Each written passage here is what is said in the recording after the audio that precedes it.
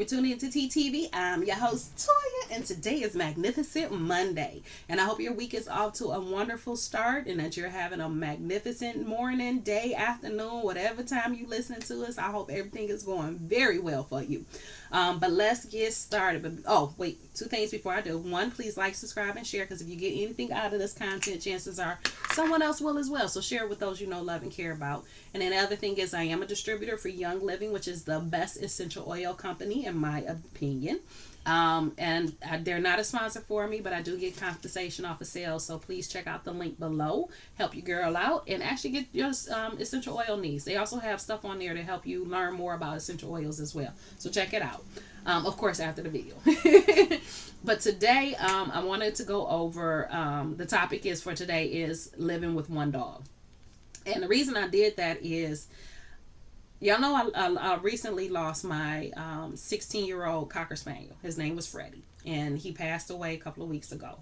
Actually, about 3 weeks ago by the time you watch this video or this video is posted. And at first, it was really hard for me because I had him 15 of those 16 years. And so it was really hard because, one, I didn't want to put him down. And then two, you know, you had him for so long, you go through this process of feeling guilty about the stuff you feel you didn't do well enough or things I didn't do for him that I did for my other dogs. And then the times that me and him, because, oh, y'all, me and him used to butt heads all the time, okay?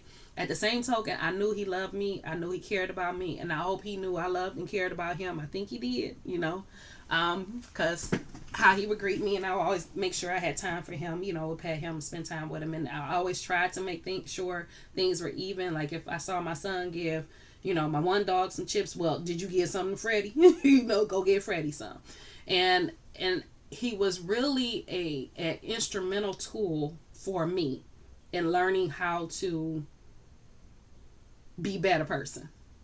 Basically, how to be a better person and how to control, because he was one of those, you know, you always had that person or that animal or kid or something like that can get under your skin really quick to make you go from 0 to 200, you know, like in the flash. Well, that he was mine. And me and him, we used to butt heads, I'm telling y'all. But I started to use those opportunities when me and him would clash to better myself and better how I handled the situation. And so because we had those clashes at times, and because, like, I'm telling y'all, he would always fight me on stuff. He wouldn't fight nobody else, but he would fight me, you know? And because of that, you know, I felt some guilt when he died because I felt like I didn't do for him as well as I did for the other dogs that I've had during this time with him or the other animals, period. And I used to say, and, you know, chalk it up to him always fighting me, so I would find other ways to get it done. And I would look at the bad side of it instead of looking at the positive of what it is I did. Now, why am I going into all of this with you guys? One is because it's when you're dealing with grief, you have all these different emotions. And I don't want you to feel like anything you feel or any emotions that you go through is bad. I don't want you to feel like you didn't do what you should have done. Okay? Because and not to look at the bad side of it, which is what I'm about to get to, not to look at the bad side of what happened with that relationship with whoever it is that you lost, but look at the good part and positive part of it. So, for instance, Freddie used to give me such a hard time about grooming him, okay? Because I used to keep him shaved because he was always hot and acting like he dying, and so I kept him shaved. Okay, and the number of times I tried to do it myself. And when I tell y'all, this dog would fight me, act like I'm trying to kill him. Like, just, oh, he would fight me. And we would go at it. And the last time I tried to shave him, I said, forget it. I'm done. You done. You know, because I usually take him to the groomers, but with him getting up in age and having such a difficult time, I figured it would probably be easier for him and gentler on him just for me to do it at home because I can do it in spurts. You know, we wouldn't have to sit down and do it all at once. I can do, you know, a little bit, let him go, do a little bit, let him go. You know, that was the plan. But trying to do that little bit and him fighting me and trying to bite me and then me trying to pin him down and hold him and try to shave him, and it was just so horrible. and so traumatic for both of us. I said, forget it. I don't care how old you are. I don't care what you going through. You going to the groomers to get shaved. I can't do it no more. And I thought about it on the bad side of me fighting and struggling with him instead of thinking about how, regardless of that, I still gave him what it was that he needed. He needed to be shaved, and even though I couldn't do it myself, I took him to somebody who could, and that's how it was. When it would go for walks, and if he didn't feel like walking, I mean, he would stop. Okay, and it's like, Freddie, I'm not about to carry your 45-pound butt back to the car. We are on the other side of the park. Do you know how far away the car is? You're going to have to walk. And I remember this one day, and I felt bad about it, but there was nothing else I could do. Like I have a messed up. My lower back is messed up because of my son. When I was pregnant with him, they tried to do an epidural like 6 or 7 times, and so I have a lot of damaged tissue there. And so to do something like try to carry this dog for 3K, I don't know what that is, kilograms, kilomiles, whatever. But for me to walk this distance, this long distance, carrying this dog was just not going to happen because that would have jacked my back up, and I wasn't doing that. So I literally had to drag, stop. So he catches breath. Drag, stop.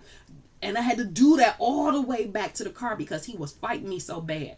And this was when Sadie, my other dog, was younger, and so she was even getting mad at him and trying to jump on him. So then I'm fussing at her. Leave him alone. I know he being irritating, but leave him alone. You ain't gonna snap at him. So it was just this whole dramatic thing trying to get this dog back to the car. And from that point on, if he didn't volunteer to come with us, he stayed his butt at home.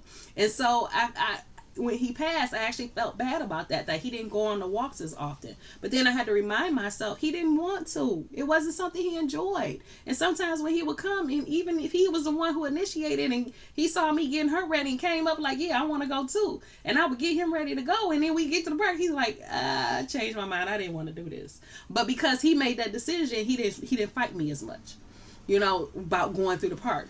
And so it was a lot easier. But I focused so much in the beginning when he first passed about what I didn't do for him, what I didn't give to him, or how we fought, and could I've gone about this in a different way.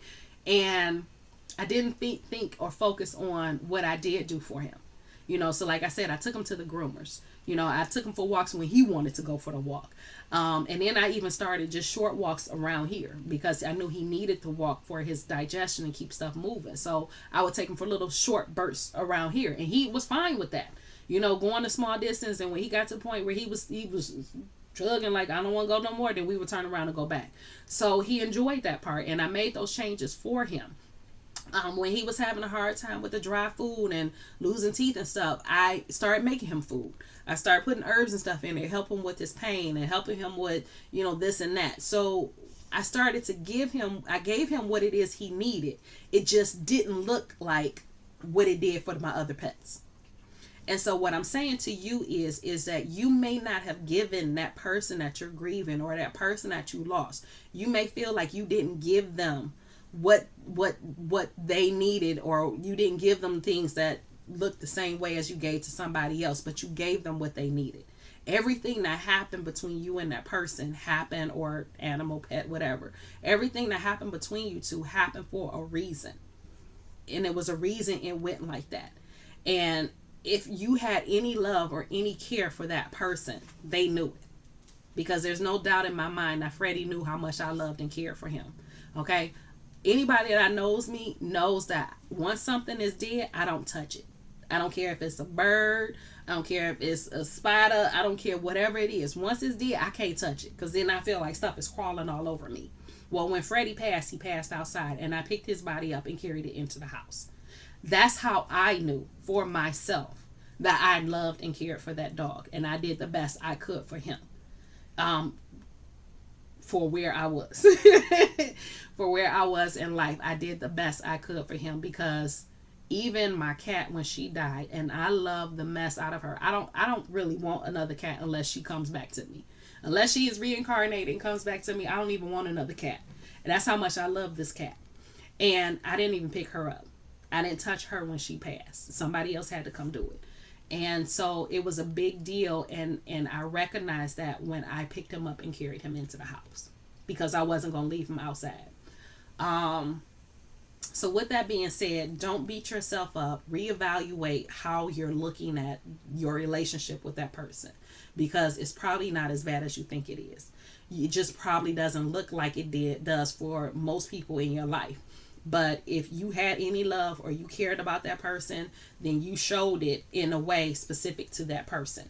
And no, it did not look like it did for everybody else, but you did love and you did care for them. So reevaluate how you're looking at it. Reevaluate how you process that. And then I got okay with it, and to the point where I'm not bursting out and crying right now as I talk about it, because I realize the place that he's going. Y'all know I talk to my ancestors. I commune with them all the time. I have my spirit guides, that I deal with on a daily basis. So I know who he's with. I know what that life looks like. And he in a better place than I am. So I can't be mad. Like, he probably running around playing with my other dogs and cats that I've had throughout my life. And so how can I be mad about that? How can I feel bad about that?